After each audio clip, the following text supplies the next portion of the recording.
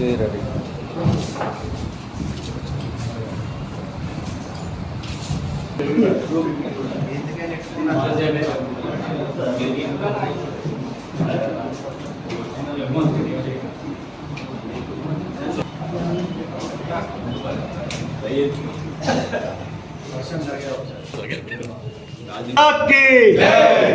भारत माता की जय श्री राम जय श्री राम जय श्री राम जय श्री राम।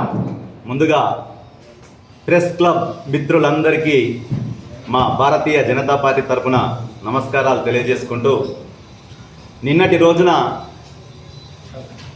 బీఆర్ఎస్ వాళ్ళు మా నాయకుడైనటువంటి గౌరవనీయ శ్రీ పార్లమెంటు సభ్యులు బండి సంజయ్ అన్న మీద ప్రెస్ మీట్ పెట్టడం జరిగింది.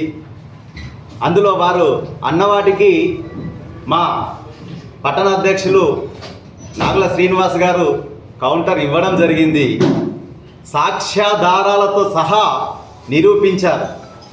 వాస్తవానికి ఐపీఎస్ ఎవరు అని అడిగారు కదా, మీ పక్కన చేర్చుకున్నటువంటి ఐపీఎస్ గారి వీడియో క్లిప్పింగే నిన్న ప్రెస్ మిత్రులందరి ముందు మా ప్రెసిడెంట్ గారు ప్రదర్శించడం జరిగింది. మీరు అన్నారు కదా, నిరూపిస్తే ముక్కు నాలుక రాస్తామని. మిత్రులారా, బీఆర్ఎస్ పార్టీ నాయకులారా, మీరు గాంధీ సెంటర్ని ఎంచుకుంటారా, అంబేద్కర్ సెంటర్ని ఎంచుకుంటారా, బస్టాండ్ సెంటర్ని ఎంచుకుంటారా? నిరూపించుడు కనుక మీరు వచ్చి ఇప్పుడు ముక్కు నాలుక రాయాల్సిందే. గల్లీ లీడర్ అని పదే పదే మా నాయకుడిని అన్నారు. నిజంగా మా భారతీయ జనతా పార్టీ గల్లీ స్థాయి లీడర్కు ప్రధానమంత్రి, మూడోసారి ప్రధానమంత్రి అయ్యే హోదాను కల్పించేటువంటి పార్టీ మా భారతీయ జనతా పార్టీ. అది ఒక్క భారతీయ జనతా పార్టీతోనే సాధ్యం. గల్లీ నుండి మొదలెట్టిన ప్రయాణాన్ని ఇలా ఢిల్లీలో జెండా ఎగరేసిండు మా బండి సంజయ్ అన్న. అది మర్చిపోతుర్రా? మీరందరూ నిన్న ప్రెస్లు కూర్చున్న అందరూ మేధావులే, విద్యావంతులే, అందరూ ఉద్యమ నేతలే.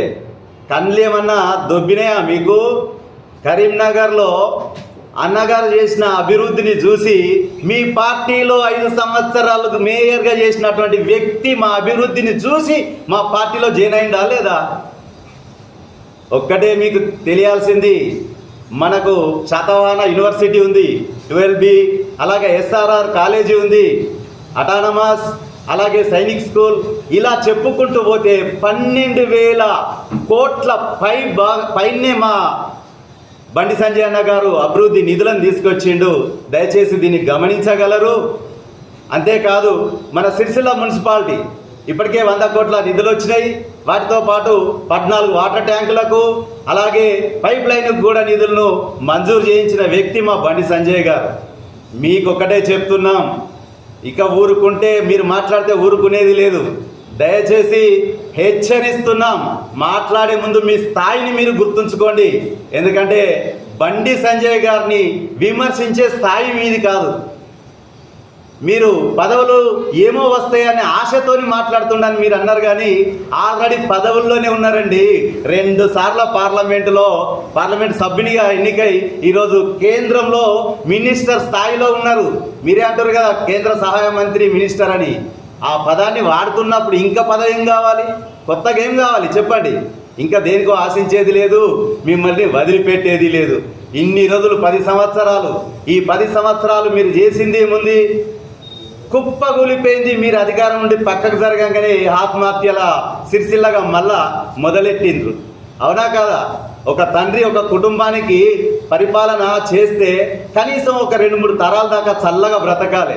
మీరు చేసిన అభివృద్ధి మీరు అధికారం నుండి పక్కకోగానే కుప్పకూలిపోయి ఆత్మహత్యల సిరిసిల్లగా మారిపోయింది. దాన్ని గమనిస్తలేరా? వాటి మీద ప్రెస్ మీట్ పెట్టలేరా? ఏంది మీరు చేసిన అభివృద్ధి ఎక్కడుంది? ఇంకొక మాట మీకు చెప్తున్నాం, అక్కడ సెంట్రల్ ఉన్నది మా గవర్నమెంటే. రాబోయే రోజుల్లో మీరు ఊహించినటువంటి నిధులు మా బండి సంజయ్ గారి ద్వారానే తీసుకొచ్చే బాధ్యత మేము తీసుకుంటున్నాం. అంతేకాదు, మాట్లాడే ముందు కాస్త మీ స్థాయిని తెలుసుకొని మాట్లాడండి, వాస్తవాన్ని గ్రహించి మాట్లాడండి. అన్ని రకాల ప్రూఫ్లు చూపెట్టినాక మీరు మాత్రం ముక్కునాలకు రాయకపోతే వదిలిపెట్టే ప్రసక్తి లేదు. హెచ్చరిస్తున్నాం మిమ్మల్ని భారతీయ జనతా పార్టీ తరఫున.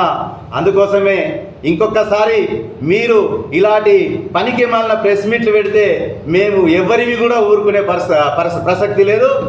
దీన్ని గమనించవలసిందిగా హెచ్చరిస్తూ మరొక్కసారి మీ అందరికీ భారత్ మాతాకి జై.